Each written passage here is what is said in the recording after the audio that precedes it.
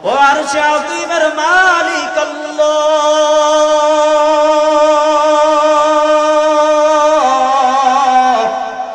তুমি কুরআনুল কারীমের আয়াতের মধ্যে ইরশাদ করেছো, ইন্না নাহনু নাযালনা যিকরা ওয়া ইন্না লাহু লাহাফিজুন।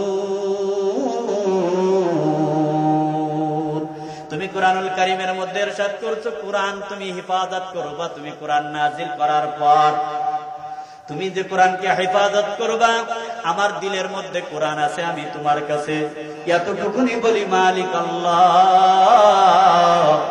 দুনিয়ার মধ্যে আমি এতিম সন্তান, আমার মার আর কেউ নাই দুনিয়ার মধ্যে, একটি বার আমার মায়ের চেহারাটা আমার দেখার সুযোগ করে দিও। আব্দুস সালাম বলে, এরপরে আর আমি কিছুই জানি না, কিন্তু শীতের মধ্যে পানির মধ্যে ছিলাম, আমার গায়ে পানি পর্যন্ত লাগে নাই। বলেন না সুবহানাল্লাহ। সোহবতে জিন্দা তোরা জিন্দা কুনাত, সোহবতে জিন্দা তোরা জিন্দা কুনাত, সোহবতে মুর্দা তোরা মুর্দা কুনাত। ইশকে বামুর দানা বাশাদ পায়দার, ইশকে রাবা হাইবা কাইয়ুমদার। দুনিয়ার মধ্যে যে মানুষগুলো আছে তাদের মহাব্বত হলো জেতা মানুষের মহাব্বত না, মৃতের মহাব্বত। কি বলেন, কথা ঠিক কিনা? যার সঙ্গে মহাব্বত করেন না কেন, একদিন দুনিয়ার থেকে বিদায় হয়ে যাওয়া লাগবে। কিন্তু যদি মহাব্বতকে আপনি জীবিত রাখতে চান, মহাব্বতকে যদি দায়েম কায়েম রাখতে চান, তাহলে আহকামুল হাকিমিন আল্লাহর সঙ্গে মহাব্বত লাগায়া দিন। আল্লাহ পাক রব্বুল আলামিন আব্দুস সালামকে হেফাজত করলো, আব্দুস সালামকে জীবিত রাখলো। আব্দুস সালাম ওই জায়গার থেকে আল্লাহু আকবার হাঁটতে এক পর্যায়ে যখন নাকি কিসের মাধ্যমে, গাড়ির মাধ্যমে ফেরি পার হয়ে বাড়ির মধ্যে আসছে, তখন কে যেন এসে আব্দুস সালামের মাকে ডাক দিয়া বলে, ওগো আব্দুস সালামের মা, তোমার সন্তান আব্দুস সালাম বুঝি বাড়ির মধ্যে আসছে। আব্দুস সালামের মা দৌড়াইয়া যায়, দৌড়াইয়া যাওয়ার সঙ্গে সঙ্গে আব্দুস সালাম এসে মায়ের বুকের মধ্যে জড়াইয়া ধরছি। মাও চোখের পানি ফেলে কান্না করে, আব্দুস সালামও চোখের পানি ফেলে কান্না করে, সবাই কাঁদতেছি। কিন্তু আব্দুস সালামকে ডাক দিয়া বলে, বাবা, তোমার কি গতকাল রাত্রে কোনো মুসিবত আসছিল তোমার উপরে? একটু বুঝে থাকলে বলো, যদি কোনো মুসিবত এসে থাকে বাবা তুমি একটু বলো। আব্দুস সালাম বলে, মা, আমি যে মুসিবতের মধ্যে পড়ছিলাম তুমি কেমনে জানো, একটু বলো। আব্দুস সালামের মা ডাক দিয়া বলে, বাবা, সন্তান মুসিবতের মধ্যে পড়লে পৃথিবীর কারোর অন্তরে ধাক্কা না দিলে একজনের অন্তরে ধাক্কা দেয়, সেটা হলো মা। ভাই, আমি রাত্রে যখন নাকি ঘুমায়া গেছি, আমার ঘুম আসে না। এক পর্যায়ে যখন আমার ঘুম চলে আসছে, আমি ঘুমের মধ্যে স্বপ্ন দেখতেছি তুমি একটা নৌকার মধ্যে উঠছো, কিন্তু নৌকার মধ্যে উঠার পর নৌকার মধ্যে দেখলাম যে নৌকার কোনো মাঝি নাই, সমুদ্রের মধ্যে মারাত্মক ভাবে ঢেউ উঠে গেছে। ওই ঢেউ এমন ভাবে দুলতেছে কেমন যে নদীর গর্ভে পড়ে তুমি শেষ হয়ে যাওয়া। তাই মা, আল্লাহ পাক রব্বুল আলামিন একমাত্র তোমার চোখের পানির বরকতে মনে হয় আমি আব্দুস সালামকে ফিরাই আনছি। আব্দুস সালামের মা ডাক দিয়া বলে, যখন স্বপ্ন দেখছি, আমার স্বপ্ন দেখার পর ঘুম ভেঙে গেছে, আমি মা আর স্থির থাকতে পারি না। উজু করলাম, উজু করে মুসাল্লাটা বিছায় 2 রাকাত নামাজ আদায় করেছি। 2 রাকাত নামাজ আদায় করার পর আমি আল্লাহর কাছে আল্লাহু আকবার হাত তুলে দোয়া করি, আল্লাহ, দুনিয়ার মধ্যে আমার সন্তান আব্দুস সালাম এতিম, তার আর কেউ দুনিয়ার মধ্যে নাই, তার বাবা নাই। আমার সন্তান আব্দুস সালামকে তুমি আমার কোলের মধ্যে ফিরাইয়া আনো। আব্দুস সালাম বলে, মা, ঠিক যেই সময় তুমি দোয়াটা করেছো ওই সময় আমাদের গাড়িটা অ্যাক্সিডেন্ট হয়েছে, গাড়ির মধ্যে সব মানুষগুলা মারা গেছে, সব যাত্রীগুলা নদীর গর্ভে বিলীন হয়ে শেষ হয়ে গেছে, কিন্তু তোমার দোয়ার কারণে আমি আব্দুস সালামকে তোমার বুকে আল্লাহ ফিরাইয়া দিছি। যেই হাদিসটা আপনাদের সামনে আমি বলেছিলাম, হাদিসের মধ্যে পয়গম্বর সাল্লাল্লাহু আলাইহি ওয়াসাল্লাম বলেন, সালাসু দাওয়াতিন মুস্তাজাবাতুন লা শাক্কা ফিহিন্না। 3 শ্রেণীর মানুষের দোয়া দুনিয়ার মধ্যে কবুল। কয় শ্রেণীর? জোরে বলেন। আর একটু জোরে বলেন কয় শ্রেণীর? 3 শ্রেণীর মানুষের দোয়া দুনিয়ার মধ্যে কবুল। নাম্বার 1 মুসাফির ব্যক্তির দোয়া, নাম্বার 2 মজলুম ব্যক্তির দোয়া, এগুলার ব্যাখ্যা করার সময় নাই। নাম্বার 3 দুনিয়ার মধ্যে যাদের দোয়া কবুল সেটা হলো পিতা মাতার দোয়া সন্তানের জন্য কবুল। তিনি কোরআন কি করবেন? পড়বেন, কোরআন পক্ষে ধারণ করবেন, আল্লাহ তাকেও হেফাজত করবেন। বুঝে থাকলে জোরে জোরে বলুন না সুবহানাল্লাহ। আলোচনা আমি লম্বা করতে চাই না, আপনাদেরকে সংক্ষিপ্ত আকারে আপনাদেরকে বুঝাইয়া দিতে চাই। ও যুবক ভাই, আল্লাহ পাক রব্বুল আলামিন কোরআন হেফাজত করবেন। শুধু কোরআন নাই, যেই ব্যক্তির উপরে আমার মালিক আল্লাহ কোরআন নাযিল করার পর যারা কোরআনকে নিজেদের অন্তরের মধ্যে ধারণ করবে, বক্ষে ধারণ করবে, আল্লাহ পাক রব্বুল আলামিন তাদের জন্য পুরস্কার হিসাবে কি দিয়েছেন একটু শুনে নেন। বাংলাদেশের মধ্যে সব থেকে ধনী যে ব্যক্তি, ওই ব্যক্তিকে আল্লাহ পাক রব্বুল আলামিন যদি ঈমানদার মুমিন মুত্তাকি বান্দা না হয় পছন্দ করেন না। পৃথিবীর মধ্যে সব থেকে বিদ্বাস যিনি, শক্তির দিক দিয়ে সব থেকে বড় যে আল্লাহর বান্দা, ওই আল্লাহর বান্দাও যদি মুমিন মুত্তাকি ঈমানদার না হয় আল্লাহ পাক তাকেও পছন্দ করেন না। এই বিষয়টা বুঝানোর জন্য পয়গম্বর সাল্লাল্লাহু আলাইহি সাল্লাতু ওয়াস সালামের একটা হাদিস আপনাদেরকে শোনায়া দেয়। পয়গম্বর সাল্লাল্লাহু আলাইহি সাল্লাতু ওয়াস সালাম, আপনারা যেমন আমার সামনে বসে আছেন, আমার পয়গম্বর সাল্লাল্লাহু আলাইহি সাল্লাতু ওয়াস সালামের সামনে সাহাবায়ে কেরাম রিদওয়ানুল্লাহি তাআলা আলাইহিম আজমাইন বসে আছেন। কিছুক্ষণ পর একজন আল্লাহর বান্দা ওই জায়গা দিয়ে সামনে দিয়ে অতিক্রম করলেন। পয়গম্বর সাল্লাল্লাহু আলাইহি সাল্লাতু ওয়াস সালাম সাহাবীদেরকে ডাক দিয়া জিজ্ঞাসা করে, আমার সাহাবীরা, যেই বান্দা বা যেই আল্লাহ পাক রব্বুল আলামিনের বান্দাটা এই মুহূর্তে তোমাদের সামনে দিয়ে অতিক্রম করলো, এর ব্যাপারে তোমাদের ধারণা কি? সাহাবায়ে কেরাম রিদওয়ানুল্লাহি তাআলা আলাইহিম আজমাইন বললেন, ইয়া রাসূলুল্লাহ, ইয়া হাবিবাল্লাহ, এই মানুষটার মর্যাদা সমাজের মধ্যে এত কম, কোন জায়গার মধ্যে যদি কোন প্রস্তাব দেয় সমাজে, তার প্রস্তাব গৃহীত হবে না, গ্রহণ করা হবে না। কোন জায়গায় যদি কোনো কথা বলে তাহলে তার কথা রাখা হবে না। পয়গম্বর সাল্লাল্লাহু আলাইহি সাল্লাতু ওয়াস সালাম ভালো মন্দ কিছুই বললেন না। অল্প কিছুক্ষণ পর ওই জায়গা দিয়ে আর একজন লোক অতিক্রম করলো। এবার নবী আমার বলেন, ও আমার সাহাবারা, এবার যে লোকটা তোমাদের সামনে দিয়ে অতিক্রম করলো, এই লোকটা সম্পর্কে তোমাদের ধারণা কি বলো? সাহাবায়ে কেরাম রিদওয়ানুল্লাহি তাআলা আলাইহিম আজমাইন বলেন, ইয়া রাসূলুল্লাহ, ইয়া হাবিবাল্লাহ, সমাজের মধ্যে যদি এই লোকটা একটা না দুইটা না যদি এর অধিক প্রস্তাব দেয়, সঙ্গে সঙ্গে গৃহীত হবে, কবুল হয়ে যাবে।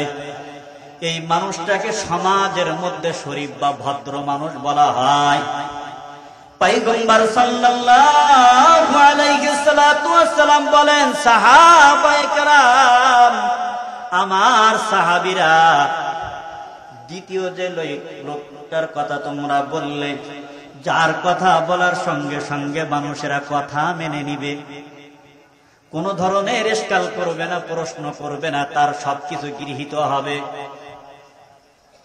যেই মাবুদের হাতের মধ্যে, যার কবজার মধ্যে আমি পয়গম্বরের জান রয়েছে, আমি বলি, এ ধরনের মানুষ দিয়া যদি পুরা পৃথিবীটা ভরে যায়, আল্লাহ পাক রব্বুল আলামিনের কাছে এই পৃথিবীর কোনো মূল্য নাই। আর যেই মানুষটা প্রথমে গেছে, এমন একজন মানুষ যদি পুরা পৃথিবীর মধ্যে একজন বাকি থাকে, কয়জন ধরে বলুন? আরো জোরে বলুন কয়জন? এমন যদি একজন মানুষ যার কথা সমাজের মানুষ মানবে না, শুনবে না, কিন্তু আল্লাহ পাক রব্বুল আলামিনের কাছে তার মর্যাদা এত বড় আর এত, আল্লাহু আকবার, মালিকের দরবারে তার শান ও মান। একজন মানুষ যদি এমন মানুষ পৃথিবীর মধ্যে থাকে, আমার পয়গম্বর বলেন লা তাকুমুস সাআতু হাত্তা ইয়াকুলা আল্লাহ আল্লাহ। এমন একজন মানুষ যদি পৃথিবীর মধ্যে বাকি থাকে, আল্লাহ পাক রব্বুল আলামিন ওই একজন মানুষের জন্য দুনিয়ার মধ্যে কিয়ামত সংগঠিত করবেন না। বুঝে থাকলে জোরে জোরে বলুন না সুবহানাল্লাহ। তাহলে আমরা ওই একজন মানুষ যে মর্যাদাবাদ, যে স্তরের, আমরা তাদের অন্তর্ভুক্ত হতে চাই, নাকি জিনার মতো মানুষ পুরা পৃথিবী ব্যাপী থাকলেও আল্লাহ তাআলা সন্তুষ্ট না, আল্লাহ দুনিয়াকে ধ্বংস করে দিবেন, তার মতো হতে চাই? আমরা কার মতো হতে চাই বলুন? আনআমতা আলাইহিম। 5 ওয়াক্ত নামাজের মধ্যে আল্লাহর কাছে দোয়া করতেছি, আল্লাহ সিরাতাল্লাযীনা আনআমতা আলাইহিম, সরল পথ আপনি আমাদেরকে দেখান ওই সমস্ত মানুষদের যাদের প্রতি আপনি নিয়ামত দান করেছেন। কি বলেন, কথা ঠিক কিনা? আমার আল্লাহ যাদের উপরে নিয়ামত দান করেছেন ওই মানুষগুলা হলো জান্নাতি, ওই মানুষগুলা সাদিকিন, ওই মানুষগুলা হলো সালিহিন। যাদের প্রতি আমার আল্লাহ পাক রব্বুল আলামিন নিয়ামত দান করেন নাই, ওই মানুষদের উপরে আমার আল্লাহ পাকের লানত। তাদের পথে, তাদের মতে আমরা কেউ যেতে রাজি আছি? রাজি না থাকলে জোরে জোরে বলেন না নাউযুবিল্লাহ। হে আল্লাহ, আপনি আমাকে, আমাদেরকে হেফাজত করেন তাদের পথ রাস্তা থেকে। বলতেছিলাম আল্লাহ পাক রব্বুল আলামিন কোরআন নাজিল করেছেন। কোরআন নাজিল করার পর কোরআন হেফাজত করার দায়িত্ব আমার আল্লাহ পাক রেখে দিয়েছেন। শুধু আমার আল্লাহ পাক রব্বুল আলামিন কোরআন হেফাজত করবেন না, বরং যাদের অন্তরের মধ্যে কোরআন আছে আমার আল্লাহ তাদেরকেও হেফাজত করবেন। এই ঘটনাটা বলার পূর্বে আমি আপনাদেরকে ছোট্ট করে পয়গম্বরের একটা হাদিস শোনায়া দেই। বলতেছিলাম যারা দুনিয়ার মধ্যে সব থেকে টাকাওয়ালা, সব থেকে সম্মানওয়ালা, সব কিছু থাকার পর তারা আমার আল্লাহ পাক রব্বুল আলামিনের আপনজন হতে পারবে না।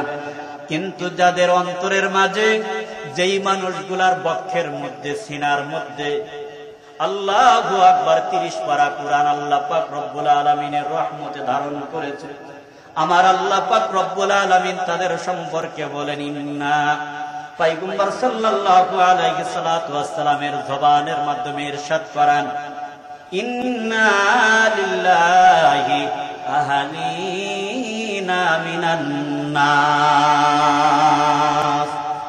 পয়গম্বর সাল্লাল্লাহু আলাইহি সাল্লাতু ওয়াসসালাম বলেন মানুষদের মধ্যে কিছু মানুষ আছে যারা আল্লাহ পাক রব্বুল আলামিনের পরিবারভুক্ত লোক, আল্লাহ পাকের পরিবারভুক্ত লোক। কিলা ইয়া রাসূলুল্লাহ মান হুম, আমার পয়গম্বর সাল্লাল্লাহু আলাইহি সাল্লাতু ওয়াসসালামকে জিজ্ঞাসা করা হয়, ওগো আল্লাহর পয়গম্বর, কোন মানুষগুলা যারা নাকি দুনিয়ার মধ্যে আল্লাহর পরিবারভুক্ত লোক? পয়গম্বর সাল্লাল্লাহু আলাইহি সাল্লাতু ওয়াসসালাম বলেন দুনিয়ার মধ্যে যেই লোকগুলা আল্লাহু আকবার বিচরণ করবে সকলে আল্লাহর পরিবারভুক্ত লোক না, বরং হুম আহলুল কুরআন। যেই মানুষগুলাকে আল্লাহ পাক রব্বুল আলামিন কুরআন দান করেছেন, কুরআন যাদের বক্ষের মধ্যে, যাদের অন্তরের মধ্যে ধারণ করেছেন, এই মানুষগুলা হলো আমার আল্লাহ পাক রব্বুল আলামিনের পরিবারভুক্ত লোক। বুঝে থাকলে জোরে জোরে বলুন না সুবহানাল্লাহ। এদেরকে আমার আল্লাহ দুনিয়া এবং আখিরাতে দোনো জায়গায় হেফাজত করবেন। দুনিয়া এবং, জোরে বলেন না, দুনিয়া এবং আখিরাতে দোনো জায়গায় হেফাজত করবেন। দুইটা জিনিস, দুনিয়া এবং আখিরাত দুটোটার বিষয় আপনাদেরকে একটু উদাহরণ দিয়ে বুঝায়া দেয়।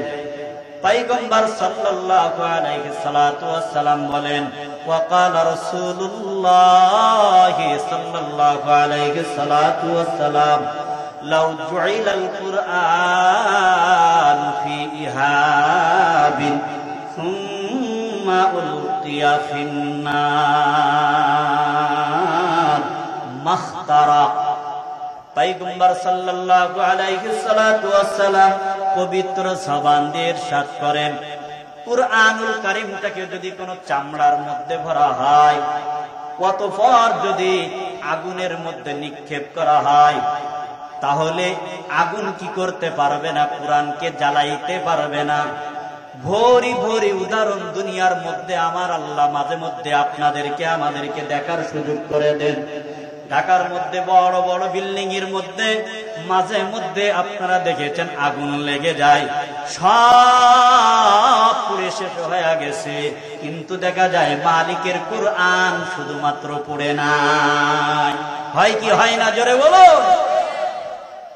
তার কারণ পয়গম্বর সাল্লাল্লাহু আলাইহি সাল্লাতু ওয়াসসালাম বলেছেন মাখতারাক। এই হাদিসের দুইটা ব্যাখ্যা করা হয়। এক নম্বর ব্যাখ্যা, পয়গম্বর সাল্লাল্লাহু আলাইহি সাল্লাতু ওয়াসসালামের জামানার সঙ্গে খাস। আগুনের দ্বারা যদি দুনিয়ার আগুন হয়, পয়গম্বর সাল্লাল্লাহু আলাইহি সাল্লাতু ওয়াসসালামের জামানার সঙ্গে খাস। এটা হবে হলো কুরআনুল কারীমের একটা কি আল্লাহু আকবার মুজিজা, যে যার মাধ্যমে আমার নবী করিম সাল্লাল্লাহু আলাইহি সাল্লাতু ওয়াসসালামকে তায়িদ করা হয়েছে। আর আগুন দ্বারা যদি জাহান্নামের আগুন হয়, তাহলে উদ্দেশ্য হবে মানুষের চামড়া, অর্থাৎ মানুষের চামড়ার মধ্যে, অর্থাৎ মানুষ নামে দেই আল্লাহু আকবার প্রাণীটা আছে, জানোয়ারটা আছে, মনে করে নেন এই মানুষের অন্তরের মধ্যে যদি কোরআন থাকে, এই মানুষটাকে যদি কি করা হয়, জাহান্নামের আগুনের মধ্যে যদি ফেলানো হয়। পয়গম্বর সাল্লাল্লাহু আলাইহি সাল্লাতু ওয়াসসালামের হাদিস অনুযায়ী পয়গম্বর সাল্লাল্লাহু আলাইহি সাল্লাতু ওয়াসসালাম বলেন মাখতারাক, হাফিজুল কোরআনকে যদি জাহান্নামের আগুনের মধ্যে ফেলানো হয়, জাহান্নামের আগুন হাফিজুল কোরআনকে পোড়াইতে পারবে? আর জোরে বলেন, পারবে না। আল্লাহ কিয়ামতের ময়দানে হাফিজুল কোরআনকে হেফাজত করবেন। দুনিয়ার মধ্যে হেফাজত করার সুন্দর একটা ঘটনা আপনাদেরকে শোনায়া দেয়, শুনবেন? কারা কারা রাজি আছেন? আল্লাহু আকবার বলেন। আর জোরে বলুন আল্লাহু আকবার। আয় আল্লাহ, যেই ভাইগুলা বাহিরে আছে তাদেরকে ভিতরে আসার তৌফিক দান করে দেন। মানুষের মধ্যে কিছু শয়তান আছে, জিনের মধ্যে কিছু শয়তান আছে। আমার কথা না, আমার আল্লাহ পাক রব্বুল আলামিন বলেন, মিনাল জিন্নাতি ওয়ান নাস। শয়তান দুই ধরনের, একটা হলো মানুষ শয়তান আর একটা হলো জিন শয়তান। কি বলেন, কথা ঠিক কিনা? জিন শয়তান যেটা আছে সেটা তো আপনাদের আমাদের অন্তরের মধ্যে ওয়াসওয়াসা দেয়, আর মানুষ শয়তান যেটা আছে সেটা আপনাকে আমাকে ধোঁকা দিয়ে মায়া মোহাব্বতে ফেলায় ওয়াজের প্যান্ডেলের মধ্যে ঢুকতে দেয় না, মসজিদে যাইতে দেয় না, আলেম ওলামাদের সোহবাতে যেতে দেয় না। এটা হলো মানুষ শয়তানের কাজ। আল্লাহ পাক রব্বুল আলামিন সকলকে হেফাজত করুন, বলুন আমিন। বলছিলাম আল্লাহ পাক রব্বুল আলামিন কুরআনকে নাযিল করার পর এটা হেফাজত করার দায়িত্ব কাউকে দেন নাই, মালিকের হাতের মধ্যে রেখেছেন। শুধু কুরআন নয়, বরং আল্লাহ পাক রব্বুল আলামিন কুরআন ওয়ালাকে হেফাজত করবেন ফিদ দুনিয়া ওয়াল আখিরাহ। দুনিয়ার মধ্যে হেফাজত করেন আল্লাহ তাআলা। তার একটা ঘটনা আপনাদেরকে শোনায়া দেই। বাংলাদেশের মধ্যে আগে 6টা বিভাগ ছিল, এখন কয়টা? 7টা না 8টা? এখন 8টা বিভাগ। 8টা বিভাগের মধ্যে একটি বিভাগ হলো রাজশাহী বিভাগ। কি বলেন, কথা ঠিক কিনা? রাজশাহী বিভাগ। এই রাজশাহী বিভাগের মধ্যে একটা জেলা আছে, জেলার নাম হলো নওগাঁ জেলা। এই নওগাঁ জেলার মধ্যে একটা এলাকা আছে, জায়গার নাম হলো পোরশা। শুনেছেন নাকি আপনারা? এই জায়গার মধ্যে একটা মাদ্রাসা আছে, পোরশা মাদ্রাসা বলে গালেবান। এই মাদ্রাসার মধ্যে একটা তালিবুল ইলম, একটা হাফিজুল কোরআন পড়তো। তার বাড়ি হলো ঢাকা, নরসিংদী, রায়পুরা, বুঝেন না? আল্লাহু আকবার। সন্তানটার ইতিহাস বড় করুন। সন্তান বাবা যখন বিবাহ করছে, বিবাহ করার পর আর কোন সন্তান এখনো পর্যন্ত হয় নাই। সন্তান মায়ের গর্ভে যাওয়ার পর মাকে বাবা ওসিয়ত করতেছে, তোমার গর্ভে যে সন্তান, এই সন্তান ছেলে হবে নাকি মেয়ে হবে আমি জানি না, একমাত্র আল্লাহ পাক রব্বুল আলামিন জানে যে এটার মাধ্যমে কোন সন্তান হবে। তবে আমি অসুস্থ, আমার মন বলে যে আমি দুনিয়ার মধ্যে বেশি দিন বেঁচে থাকতে পারবো না, অল্প কিছুদিনের মধ্যে দুনিয়ার থেকে বিদায় হয়ে যাব। তোমার প্রতি আমার ওসিয়ত হলো, তোমার উদরের মধ্যে, তোমার গর্ভে যে সন্তান আছে, সন্তান যদি ছেলে হয় ছেলেটাকে মাদ্রাসার মধ্যে ভর্তি করে দিবা, মেয়েও যদি হয় মাদ্রাসার মধ্যে লেখায় পড়ায় একজন আলেমের সঙ্গে বিবাহ দিয়া দিবা। স্বামী গো, সন্তান যদি মাদ্রাসার মধ্যে পড়ায় আপনার কি লাভ? আপনি তো দুনিয়ার থেকে বিদায় হয়ে যাবেন। হ্যাঁ, আমার অনেক লাভ আছে, দুনিয়ার মধ্যেও লাভ আছে, আখিরাতের মধ্যেও হবে। যদি আমি এই অসুস্থতার মধ্যে দুনিয়ার থেকে বিদায় হয়ে যায়, তোমার কাছে আবদার থাকবে, দয়া করে আমার ওসিয়তটা তুমি পালন করবা, সন্তানটাকে হাফিজুল কোরআন বানাইবা। দুনিয়ার মধ্যে যেই মানুষগুলা নেককার, মানুষগুলার মরণের আগে অনেক সময় অন্তরের মধ্যে ডাক এসে যায়, আর হয়তো দুনিয়ার মধ্যে থাকবে না। আল্লাহর বান্দা, নামাজি, দিনদার, ইমানদার, পরহেজগার মানুষ ছিল, অন্তরের মধ্যে ডাক এসে গেছে, আর দুনিয়ার মধ্যে থাকতে পারবো না, বিদায় হয়ে যাব। স্ত্রীর কাছ থেকে একদিন কান্নাকাটি করে বিদায় নিয়ে একেবারেই দুনিয়ার থেকে বিদায় হয়ে যায়। আল্লাহর বান্দা ইন্তেকালের পর অল্প কিছুদিনের মধ্যে আল্লাহু আকবার, দুনিয়ার মধ্যে মায়ের কোলকে উজ্জ্বল করে একটা সন্তান আসলো। সন্তানটা মেয়ে না একটা ছেলে। মা সন্তান দুনিয়ার মধ্যে আসার পর মসজিদের ইমাম সাহেবকে অন্য মানুষদের মাধ্যমে একদিন দাওয়াত দিল। ইমাম সাহেবকে বলল, হুজুর, এই সন্তানের বাবা দুনিয়ার থেকে বিদায় নেওয়ার আগে ওসিয়ত করে গিয়েছিল, যেই সন্তান হবে, সন্তান যদি ছেলে হয় তাহলে মাদ্রাসায় ভর্তি করার জন্য আপনার কাছে আমার আবদার, সন্তানটাকে কুরআন এবং হাদিস দেখে সুন্দর একটা নাম রেখে দেন। আমাদের সমাজের তো অবস্থা এমন, এখন আমরা ইমাম সাহেবকে দাওয়াত দিয়ে ডেকে আনি বাড়ির মধ্যে, দাওয়াত দিয়ে বাড়ির মধ্যে আনার পর ইমাম সাহেবকে আমরা বলি, হুজুর আপনি কি করবেন? সন্তানের নাম রাখবেন। সন্তানের নাম রাখবেন হলো টালটু। কথা কয় না, সন্তানের নাম রাখে ভুলটু, সন্তানের নাম রাখে নালটু, সন্তানের নাম রাখে পল্টু। আমি কই যে মাঝে মধ্যে মনে হয় কোথাও রাখে উল্টো। কথা কয় না,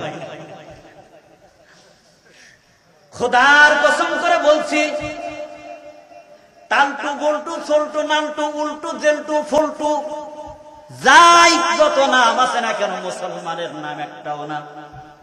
এই নামের মধ্যে কোনো বরকত নাই, এটা মুসলমানের নাম না। আব্দুল সালাম, আব্দুল কালাম, আব্দুল জব্বার, আব্দুল সাত্তার, আব্দুর রহমান, আব্দুর রহিম, আব্দুল করিম, কত সুন্দর সুন্দর আমার মালিকের সিফাতে নাম আছে। ও মুসলমান, এই নামগুলা কি তোমরা চোখে দেখো না? কাল কিয়ামতের ময়দানে এই নামের উসিলায় কত মানুষ যে জান্নাতে যাবে তার কোনো হিসাব নাই। আরো জোরে বলুন না সুবহানাল্লাহ, আল্লাহু আকবার। আজকে যে আমাদের সকলের শ্রদ্ধাভাজন মুরব্বী নুরুল হক হুজুরের নামটা কত সুন্দর। হক এটাও আল্লাহু আকবার সত্য, আবার নূর এটাও আল্লাহু আকবার আলো, ইসলামের আলো। দুটা মিলাইলে দুটা সুন্দর, আলাদা আলাদা মিলাইলে তাও সুন্দর। আল্লাহু আকবার। বুজুর্গদের সঙ্গে যদি নাম মিলায় রাখেন, পয়গম্বরের সঙ্গে যদি নাম মিলায় রাখেন, সাহাবায়ে কেরাম রিদওয়ানুল্লাহি তাআলা আলাইহিম আজমাইন গণদের সঙ্গে যদি নাম মিলায় রাখেন, প্রত্যেকটা নামের বরকতে দুনিয়ার মধ্যেও আল্লাহু আকবার কল্যাণ পাবেন, কাল কিয়ামতের ময়দানে এর বরকতে জান্নাত পেয়ে যাবেন। নামে কথা উদ্দেশ্য না, উদ্দেশ্য হলো মা হুজুরকে ডেকে বললেন, হুজুর একটা নাম রেখে দেন। হুজুর বললেন, নাম রেখে দিলাম আব্দুস সালাম। কি নাম রাখছে জোরে বলুন? আব্দুস সালাম নাম রেখে দিছে। 1 বছর 2 বছর 6 বছর পর আব্দুস সালাম মাদ্রাসার মধ্যে লেখাপড়া করে। যে কোনো একটা মাধ্যমে অথবা পন্থায় আত্মীয়তার সূত্রতে হোক, যেভাবেই হোক, ওই নওগাঁ পোরশা মাদ্রাসায় যে আব্দুস সালাম হেফজখানার মধ্যে ভর্তি হয়েছে। খানার মধ্যে পড়ে ওই সময়ের মধ্যে মোবাইলের যুগ ছিল না, চিঠি লিখে লিখে বাড়ির মধ্যে পাঠাতে হয়। আব্দুস সালামের ব্রেন ছিল খুব শার্প। অল্প দিনের মধ্যে, অল্প সময়ের মধ্যে আব্দুস সালাম হেফজ শেষ করে ফেললো। বাংলাদেশের মধ্যে এমন সন্তান আছে যে সন্তান 40 থেকে 46 দিনের মধ্যে হেফজ শেষ করেছে। দেখেন নাই আপনারা? কিসের কারণে? আমার মালিক পিতা মাতার দোয়া আর মালিকের রহমতে কোরআনকে ওই ছোট মাসুম বাচ্চার সিনার মধ্যে ঢুকায়া দিছে। কয়দিন? 40 থেকে 46 দিনের মধ্যে। আপনারা 40 বছর সময় দিলেও তো মনে হয় হেফজ করতে পারবেন না। কথা বলেন না কেন? আল্লাহু আকবার। আব্দুস সালাম হেফজ শেষ করার পর মায়ের কাছে চিঠি লিখতেছে, মা আমি হেফজ শেষ করেছি হুজুরদের দোয়ায় এবং তোমার দোয়ায়। 2-5 দিনের মধ্যে ওই নওগাঁ জেলা থেকে চিঠিটা চলে যাচ্ছে ঢাকা, নরসিংদী, রায়পুর। মা যখন চিঠিটা হাতের মধ্যে পায়, চিঠিটা হাতের মধ্যে পাওয়ার পরে একবার মুখে চুমা দেয়, একবার বুকে লাগায়। এলাকার মানুষদেরকে ডাক দিয়া বলে, ভাই আমার সন্তান আব্দুস সালাম হেফজ শেষ করেছে, তোমরা সবাই আমার সন্তানের জন্য দোয়া কইরো। মা চোখের পানি ছেড়ে ছেড়ে কান্না করে আর বলে, আল্লাহ দুনিয়ার মধ্যে আমার সন্তানের বাবা নাই। সন্তান জন্ম নেওয়ার পর দুনিয়ার মধ্যে আমি দ্বিতীয় স্বামী ধরি নাই, দ্বিতীয় স্বামীর কাছে যাই নাই। আমার 2 বোনটাকে বিসর্জন দিয়েছি আমার আব্দুস সালামের জন্য। আল্লাহ তুমি এই দুনিয়ার মধ্যে আমার সন্তান আব্দুস সালামটাকে তুমি অনেক বড় বানায়ো, দুনিয়ার মধ্যে তোমার ওলি বানায়ো। যেই মানুষটা চিঠি লিখতে পারে তার কাছে যায়। আব্দুস সালামের মা ডাক দিয়া বলে, ভাই আব্দুস সালামের কাছে 2টা কলম লিখো। কি লিখবা? আমি যেই কথাগুলি বলবো আমার কথাগুলি তুমি লিখে দিবা। আব্দুস সালামকে মা সম্বোধন করে, বাবা দুনিয়ার মধ্যে আমার আর কেউ নাই শুধুমাত্র তুমি ছাড়া, তুমি এতিম। আমার বড় মন চাই তুমি হাফিজুল কোরআন সন্তান আব্দুস সালামের চেহারাটা একবার দেখার জন্য। আমার চিঠিটা পাওয়ার পর হুজুরদের কাছ থেকে 2-4 দিন ছুটি নিয়ে তুমি কি করবা? আমি মায়ের চেহারাটা একটু দেখার জন্য চলে আসবা। আব্দুস সালাম মা চিঠি লিখছে, চিঠি ওই পোস্ট অফিসের মধ্যে পাঠায়া দিয়া প্রত্যেক দিন অপেক্ষায় আছে কোন সময় আমার সন্তান আব্দুস সালাম আমার কাছে আসবে। 2-4 দিন 5 দিন তো চিঠিটা যাওয়ার জন্য সময় লাগছে। চিঠিটা যেদিন আব্দুস সালাম পাইছে, পাওয়ার পর মায়ের কথা শুনে চোখের পানি ছেড়ে দিয়ে কান্না করে আর বলে, মা আমি তো অনেক দূর, যদি কাছে থাকতাম দৌড়াইয়া যায় তোমার গলাটা জড়াইয়া ধরতাম। মা হুজুরদের কাছ থেকে ছুটি নিয়ে আমি কি করব? তোমার দেখার জন্য আসবো, দোয়া করতে থাকো। হুজুররা যখন চিঠির হিডিংটা পড়লো, আব্দুস সালাম তুমি এতিম, দুনিয়ার মধ্যে তোমার বাবা নাই, আমার মন চাই তুমি এতিম সন্তানের চেহারাটা দেখবো। হুজুররাও কান্না করে যে আব্দুস সালাম এতিম, আমরা তো সঠিকভাবে জানতাম না। হুজুররা ছুটি দিয়ে মাথায় হাত দিয়া দোয়া কইরা আব্দুস সালামকে পাঠাইয়া দিছে। কিন্তু ওই সময়ের মধ্যে ওই বগুড়া থেকে এই ঢাকা পর্যন্ত 2টা গাড়ি আসতো, দিনের মধ্যে একটা গাড়ি, রাত্রের মধ্যে একটা গাড়ি। দিনের মধ্যে যেই গাড়িটা আসতো ওই গাড়িটার নাম হলো নওশাদ পরিবহন। রাত্রে যেই গাড়িটা আসতো গাড়িটার নাম রুবি পরিবহন। আব্দুল সালাম ওই জায়গার মধ্যে 52 সিটের গাড়ির মধ্যে 336 নাম্বার সিটের টিকিটটা কেটে রাত্রে গাড়িতে উঠে রওনা দিছে, কিন্তু আব্দুল সালামের মনের মধ্যে শান্তি নাই। যতক্ষণ পর্যন্ত মায়ের কাছে না যেতে পারবে ততক্ষণ পর্যন্ত আব্দুল সালামের দিলের মধ্যে শান্তি নাই। 36 নাম্বার সিটে আব্দুল সালাম বসে বসে কি করতেছে? আল্লাহু আকবার, কোরআন তেলাওয়াত করতেছে। যখন একটু ঘুমের ঝিমটি আসে সঙ্গে সঙ্গে মায়ের চেহারাটা ভেসে ওঠে, আর শুধু চিন্তা করে কোন সময় মায়ের কাছে চলে যাব। ওদিক থেকে গাড়িগুলা এসে নগরবাড়ি আলিসা ফেরি ঘাটার ওপার হলো নগরবাড়ি। নগরবাড়ি থেকে ফেরির মাধ্যমে গাড়িগুলা ঢাকা আরিচার মধ্যে আসে। দেখা যায় মাঝে মধ্যে সমুদ্রের চ্যানেল যদি ভালো না পায় পানির স্রোতের, তাহলে 2 দিন 3 দিন পর্যন্ত ফেরি নদীর মধ্যে অপেক্ষা করা লাগতো ওই সময়। আল্লাহু আকবার। আব্দুল সালাম রওনা দেওয়ার পর বগুড়া জেলার একটা উপজেলার নাম হলো শেরপুর। শেরপুর বাংলাদেশের একটা জেলা, কিন্তু বগুড়ায় একটা উপজেলা আছে, ওই জায়গার নাম হলো শেরপুর। এই শেরপুর জায়গাটা পাড়ি দিতে গেলে একটা ব্রিজ আছে, ব্রিজটা হলো বেলি ব্রিজ। ব্রিজটা পাড়ি দিতে আপনার কিছুক্ষণ সময় লেগে যায়। কিন্তু যত বড় গাড়ির ড্রাইভার ভালো হোক না কেন, যদি কুয়াশা রাস্তার মধ্যে পড়ে সে সময় ড্রাইভারের কেরামতি শেষ। কি বলেন, কথা ঠিক কিনা? গাড়ি 1 ঘন্টায় 100 কিলোমিটার যদি চালাইতে পারে, 1 ঘন্টায় যদি 100 কিলোমিটার যায়, কিন্তু যখন নাকি কুয়াশা শুরু হয়ে যায় ওই সময় 60 কিলোমিটারও যেতে পারে না, 30 কিলোমিটারও যাইতে অনেক সময় অসুবিধা হয়। একবার মাহফিলের মধ্যে যে এমন বিপদে পড়ে দেখছি, রাত্রে এশার নামাজ পড়ে যেই জায়গা থেকে উঠছি ফজরের নামাজের সময় 5 কিলোমিটারও যেতে পারে নাই। আব্দুল সালাম গাড়ির মধ্যে উঠছে, শেরপুর জায়গাটা পাড়ি দেওয়ার সময় এপাশ থেকে আল্লাহু আকবার ব্রিজের মধ্যে একটা ট্রাক ঢুকছে। ও পাশ থেকে রুবি পরিবহন দেই, রুবি পরিবহনের 36 নাম্বার সিটের মধ্যে আব্দুল সালাম। আল্লাহু আকবার। আব্দুল সালাম গাড়ির মধ্যে বসে বসে কোরআন তেলাওয়াত করতেছে। এদিক থেকে যখন ট্রাক ঢুকছে, ওদিক থেকে যখন গাড়ি আসতেছে, কুয়াশার মধ্যে কিছুই দেখতে পাই না। ট্রাকের ধাক্কায় বাসটা কি করেছে জানেন? 2টা ধাক্কা লেগে রেলিংটা ভেঙে সঙ্গে সঙ্গে 52 জন বা কম বেশি যাত্রী নিয়ে ওই মুহূর্তের মধ্যে গাড়িটা কোন জায়গার মধ্যে, ওই খালের মধ্যে পড়ে গেছে।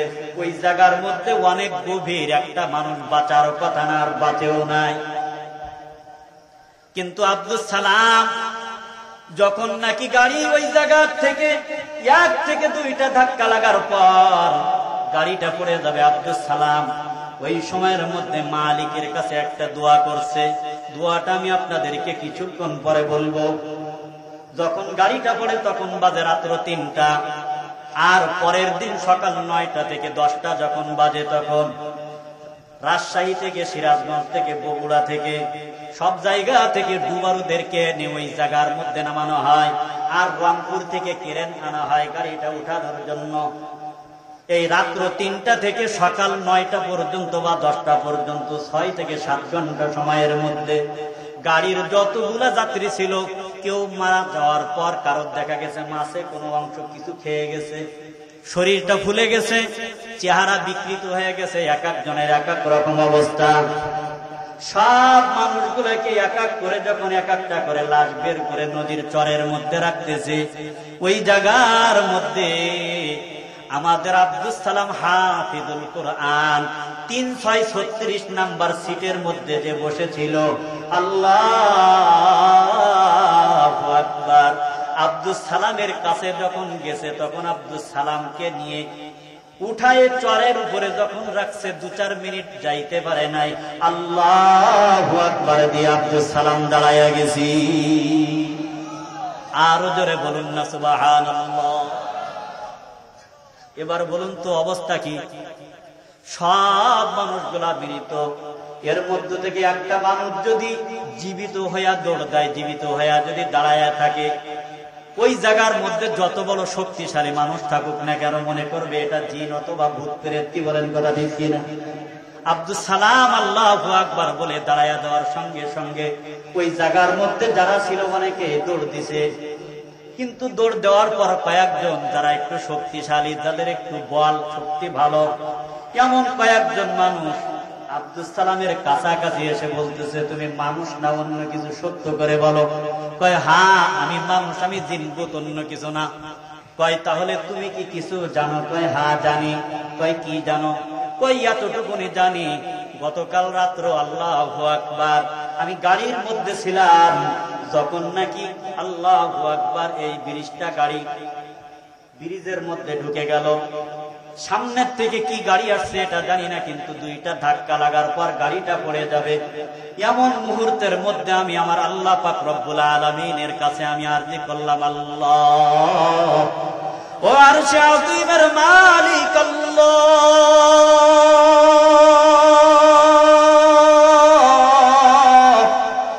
তুমি কুরআনুল কারীমের আয়াতের মধ্যে ইরশাদ করেছো, ইন্না নাহনু নাযালনা যিকরা ওয়া ইন্না লাহু লাহাফিজুন।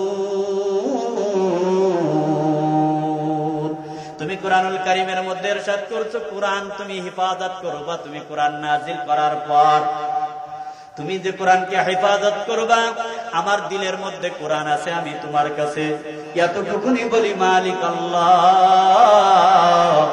দুনিয়ার মধ্যে আমি এতিম সন্তান, আমার মার আর কেউ নাই দুনিয়ার মধ্যে, একটি বার আমার মায়ের চেহারাটা আমার দেখার সুযোগ করে দিও।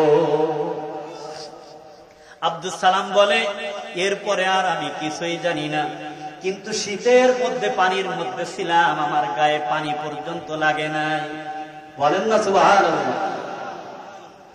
সোহবতে জিন্দা তোরা জিন্দা কুনাত, সোহবতে জিন্দা তোরা জিন্দা কুনাত, সোহবতে মুর্দা তোরা মুর্দা কুনাত, ইশকে বামুর দানা বাশাদ ফায়দার, ইশকে রাবা হাইবা কাইয়ুমদার। দুনিয়ার মধ্যে যে মানুষগুলো আছে তাদের মহাব্বত হলো জেতা মানুষের মহাব্বত না, মৃতের মহাব্বত। কি বলেন কথা ঠিক কিনা? যার সঙ্গে মহাব্বত করেন না কেন একদিন দুনিয়ার থেকে বিদায় হয়ে যাওয়া লাগবে, কিন্তু যদি মহাব্বতকে আপনি জীবিত রাখতে চান, মহাব্বতকে যদি দায়েম কায়েম রাখতে চান, তাহলে আহকামুল হাকিমিন আল্লাহর সঙ্গে মহাব্বত লাগায়া দিন। আল্লাহ পাক রব্বুল আলামিন আব্দুল সালামকে হেফাজত করলো, আব্দুল সালামকে জীবিত রাখলো। আব্দুল সালাম ওই জায়গার থেকে আল্লাহু আকবার হাঁটতে এক পর্যায়ে যখন নাকি কিসের মাধ্যমে, গাড়ির মাধ্যমে ফেরি পার হয়ে বাড়ির মধ্যে আসছে, তখন কে যেন এসে আব্দুল সালামের মাকে ডাক দিয়া বলে, ওগো আব্দুল সালামের মা, তোমার সন্তান আব্দুল সালাম বুঝি বাড়ির মধ্যে আসছি। আব্দুল সালামের মা দৌড়াইয়া যায়, দৌড়াইয়া যাওয়ার সঙ্গে সঙ্গে আব্দুল সালাম এসে মায়ের বুকের মধ্যে জড়াইয়া ধরছি। মা চোখের পানি ফেলে কান্না করে, আব্দুল সালামও চোখের পানি ফেলে কান্না করে, সবাই কাঁদতেছি। কিন্তু আব্দুল সালামকে ডাক দিয়া বলে, বাবা তোমার কি গতকাল রাত্রে কোনো মুসিবত আসছিল তোমার উপরে? একটু বুঝে থাকলে বলো, যদি কোনো মুসিবত এসে থাকে বাবা তুমি একটু বলো। আব্দুল সালাম বলে, মা আমি যে মুসিবতের মধ্যে পড়ছিলাম তুমি কেমনে জানো একটু বলো। আব্দুল সালামের মা ডাক দিয়া বলে, বাবা সন্তান মুসিবতের মধ্যে পড়লে পৃথিবীর কারোর অন্তরে ধাক্কা না দিলে একজনের অন্তরে ধাক্কা দেয়, সেটা হলো মা। তাই আমি রাত্রে যখন নাকি ঘুমায়া গেছি আমার ঘুম আসে না, এক পর্যায়ে যখন আমার ঘুম চলে আসছে, আমি ঘুমের মধ্যে স্বপ্ন দেখতেছি তুমি একটা নৌকার মধ্যে উঠছো, কিন্তু নৌকার মধ্যে উঠার পর নৌকার মধ্যে দেখলাম যে নৌকার কোনো মাঝি নাই, সমুদ্রের মধ্যে মারাত্মক ভাবে ঢেউ উঠে গেছে, ওই ঢেউ এমন ভাবে দুলতেছে কেমন যে নদীর গর্ভে পড়ে তুমি শেষ হয়ে যাওয়া। তাই মা আল্লাহ পাক রব্বুল আলামিন একমাত্র তোমার চোখের পানির বরকতে মনে হয় আমি আব্দুল সালামকে ফিরে আনছি। আব্দুল সালামের মা ডাক দিয়া বলে, যখন স্বপ্ন দেখছি, আমার স্বপ্ন দেখার পর ঘুম ভেঙে গেছে, আমি মা আর স্থির থাকতে পারি না, উজু করলাম, উজু করে মুসাল্লাটা বিছায় 2 রাকাত নামাজ আদায় করেছি। 2 রাকাত নামাজ আদায় করার পর আমি আল্লাহর কাছে আল্লাহু আকবার হাত তুলে দোয়া করি, আল্লাহ দুনিয়ার মধ্যে আমার সন্তান আব্দুস সালাম এতিম, তার আর কেউ দুনিয়ার মধ্যে নাই, তার বাবা নাই। আমার সন্তান আব্দুস সালামকে তুমি আমার কোলের মধ্যে ফিরায় আনো। আব্দুস সালাম বলে, মা ঠিক যেই সময় তুমি দোয়াটা করেছো ওই সময় আমাদের গাড়িটা অ্যাক্সিডেন্ট হয়েছে, গাড়ির মধ্যে সব মানুষগুলা মারা গেছে, সব যাত্রীগুলা নদীর গর্ভে বিলীন হয়ে শেষ হয়ে গেছে, কিন্তু তোমার দোয়ার কারণে আমি আব্দুস সালামকে তোমার বুকে আল্লাহ ফিরাইয়া দিছি। যেই হাদিসটা আপনাদের সামনে আমি বলেছিলাম, হাদিসের মধ্যে পয়গম্বর সাল্লাল্লাহু আলাইহি ওয়াসাল্লাম বলেন, সালাসু দাওয়াতিন মুস্তাজাবাতুন লা শাক্কা ফিহিন্না। 3 শ্রেণীর মানুষের দোয়া দুনিয়ার মধ্যে কবুল। কয় শ্রেণীর? জোরে বলেন, আরেকটু জোরে বলেন, কয় শ্রেণীর? 3 শ্রেণীর মানুষের দোয়া দুনিয়ার মধ্যে কবুল। নাম্বার 1 মুসাফির ব্যক্তির দোয়া, নাম্বার 2 মজলুম ব্যক্তির দোয়া, এগুলার ব্যাখ্যা করার সময় নাই। নাম্বার 3 দুনিয়ার মধ্যে যাদের দোয়া কবুল সেটা হলো পিতা মাতার দোয়া সন্তানের জন্য কবুল। পিতা মাতা যদি বদদোয়া দেয় সন্তানের জন্য বড় বদনসিব। পিতা মাতা যদি নেক দোয়া দেয় সন্তান দুনিয়ার মধ্যে আল্লাহওয়ালা হয়ে যায়, সন্তান দুনিয়ার মধ্যে টাকাওয়ালা হয়, সন্তান দুনিয়ার মধ্যে অনেক বড় হয়ে যায়। আল্লাহু আকবার। সব মানুষগুলা আব্দুস সালামকে দেখে কান্নাকারি করে বাড়ির মধ্যে চলে গেছে, কিন্তু আব্দুস সালামের মা আব্দুস সালামকে বুকে নেওয়ার পরেও এখনো পর্যন্ত কলিজা ঠান্ডা হয় না, কারণ সন্তান হাফিজুল কোরআন হয়েছে ঠিক, কিন্তু দুনিয়ার মধ্যে আব্দুস সালামের বাবা, জোরে বলেন না। এবার আব্দুস সালামের মা আবার চোখের পানি ছেড়ে দিয়ে কান্না করে আর বলে, বাবা দুনিয়ার মধ্যে আমি যত খুশি হই নাই তুমি হাফেজ হওয়ার পর, আজকে যদি তোমার বাবা দুনিয়ার মধ্যে বেঁচে থাকতো তার থেকে বেশি খুশি হয়ে যাই। আব্দুস সালামের মাথার উপরে কেমন জানি আসমান ভেঙে পড়ছে। আব্দুস সালাম ডাক দেয়া বলে, মা আব্বারে কোথায় পাবো আমি একটু বলে দাও, কোথায় গেলে আব্বার সন্ধান পাবো? আব্দুস সালামের মা বলে, বাবা দুনিয়ার মধ্যে বাবার দেখা কোনোদিন পাবা না, দুনিয়ার মধ্যে বাবার খোঁজ জীবনেও কোনোদিন পাবা না। তবে তোমার এতটুকু সন্ধান দিতে পারি, মসজিদের ইমাম সাহেবের কাছে চলে যাও, মসজিদের ইমাম সাহেব দেখাইয়া দিবে কোন জায়গার মধ্যে তোমার বাবার কবরটা রাখা হয়েছে, কোন জায়গার মধ্যে বাবাকে কবর দেওয়া হয়েছে। যাও, চলে যাও, মসজিদের ইমাম সাহেবের কাছে যাও। আব্দুস সালাম ঘরের মধ্যে না ঢুকে একটা দৌড় দিছে ইমাম সাহেবের কাছে। ইমাম সাহেবের কাছে যাইয়া বলে, তো হুজুর আমার নাম হলো আব্দুস সালাম, আমার নাম হলো আব্দুস সালাম, আমি একজন ইয়েতিম, আমার বাবা নাই, আপনি জানেন। হুজুর চোখের পানি ছেড়ে দিয়ে কান্না করে আর বলে, আব্দুস সালাম তোমার জন্য তোমার মা জীবন জৈবন সব শেষ করে দিছে রে আব্দুস সালাম। উনি বিবাহ বসতে পারত কিন্তু বসে নাই। জীবনে কোনোদিন মাকে কষ্ট দিবা না, জীবনে কোনোদিন মাকে ব্যথা দিবা না আব্দুস সালাম। তুমি উযু কইরা আইসো, বাবার কবরটা দেখাইয়া দেই। আব্দুস সালাম উযু করে আসার পর হুজুর মসজিদের পিছনে নিয়া আব্দুস সালামের বাবার কবরটা দেখাইয়া দেয়। আব্দুস সালাম বাবার কবরের সামনে দাঁড়ায়, আব্দুস সালাম বাবার কবরের সামনে দাঁড়ায় বাবাকে একটা ডাক দিয়ে বলে, বাবা তুমি একটু তাকায়া দেখো, দুনিয়ার মধ্যে তোমার আব্দুস সালাম হাফেজ হইয়া তোমার কবরের পাশে দাঁড়াইছি। বাবা তোমাকে এত আদর করে ডাক দেই গো বাবা, তুমি কি তোমার সন্তানের ডাকের সাড়া দিবা না? আব্দুস সালাম যখন এইভাবে ডাক দেয়, মসজিদের ইমাম সাহেব নিজের মুখে বর্ণনা করছি, আমি নিজের চোখকে দেখেছি, কবরের মাটির মধ্যে একটা হালত তৈরি হয়ে গেছি। আরো জোরে বলুন না সুবহানাল্লাহ। ইমাম সাহেব পিছনে হাত দিয়ে সন্তানের পিঠে হাত দিয়ে বলে, আব্দুস সালাম এই জায়গার মধ্যে তুমি বেশিক্ষণ থাকতে পারবা না, এই জায়গার মধ্যে তুমি কোরআন তেলাওয়াত করতে পারবা না। অবস্থা দেখতেছি অনেক খারাপ, মাটির মধ্যে হালত তৈরি হয়ে গেছি। আমি তোমাকে একটা ডিসিশন দিচ্ছি, 1 মিনিটের বা কম সময়ের মধ্যে তুমি এই জায়গা ত্যাগ করতে হবে। তুমি কি করবা? 3টা নাম ধরে আল্লাহকে ডাক দিবা, যেই 3টা নাম আল্লাহ পাক রব্বুল আলামিন কোরআনুল কারীমের বিসমিল্লাহর মধ্যে আছে। 1 নম্বর হলো আল্লাহ,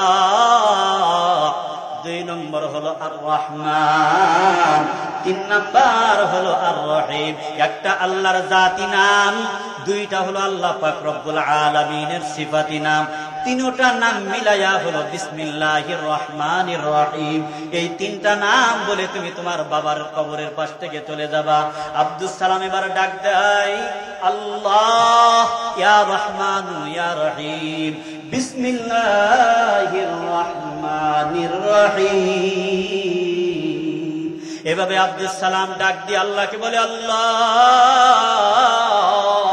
আসমানের মালিক তুমি, এই 3টা নামের ওসিলায় আমার বাবাকে মাফ করে দাও। ইমাম সাহেবের জবানের কথা, আব্দুস সালাম যখন 3টা নাম ধরে এভাবে দোয়া করছে, ওই কবরের থেকে এত সুন্দর একটা ঘিরান বের হয়েছে, যেই ঘিরান আমি পৃথিবীতে জীবনে কোনোদিন আমার নাক দিয়ে শুকি নাই।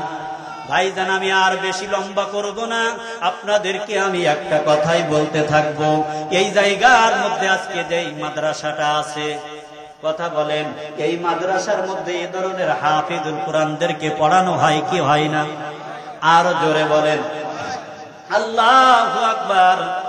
এই হাফিজুল কোরআন সন্তান প্রত্যেকের ভাগ্যে জুটে না, কিন্তু যাকে আল্লাহ পাক রব্বুল আলামিন দিয়েছেন তার থেকে কেউ ছুটায়ও নিতে পারে না।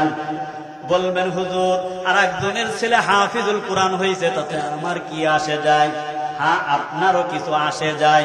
সেই বিষয়টা হলো, আপনার সন্তান হাফেজ হয় নাই, আপনার নাতিপুতি কেউ হাফেজ হয় নাই, কিন্তু যদি আপনি এই হাফেজদের জন্য আল্লাহু আকবার কিছু করতে পারেন, কাল কিয়ামতের ময়দানে হাফিজুল কোরআনরা যখন জান্নাতের মধ্যে যাবে, তখন হাফিজুল কোরআনরা একা একা জান্নাতের মধ্যে যাবে না। আল্লাহু আকবার। হযরত জাকারিয়া রাহমাতুল্লাহ আলাইহি ওনার কিতাবের মধ্যে লিখছে, হাফিজুল কোরআনগণ যখন জান্নাতে যাওয়ার জন্য লাইন ধরবে, তখন যেই মাদ্রাসার মধ্যে পড়ছে ওই এলাকার মধ্যে যেই মানুষগুলা তাদেরকে চিনবে, তারা যে বলবে, তুমি যেই মাদ্রাসার মধ্যে পড়তে, আমি ওই এলাকার অমুক, আমি একদিন তোমাকে খানা খাওয়াইছিলাম, নাস্তা করাইছিলাম, অথবা আমি তোমার এই উপকার করেছিলাম, তুমি কি আমাকে চিনো? আজকে আমি বড় বিপদের মধ্যে, আজকে আমাকে একটু সহযোগিতা করে জান্নাতে নিয়ে যাও। সেদিন হাফিজুল কোরআন তাকে ছেড়ে জান্নাতে যাবে না।